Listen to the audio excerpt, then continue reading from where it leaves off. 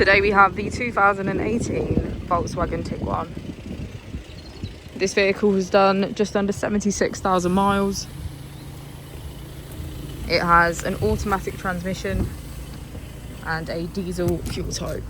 To the left of our steering wheel we have cruise control as a feature, and on the right we have voice control and automatic headlights. Moving on to our screen, we can access our radio to the left, as well as media, smartphone integration and voice control.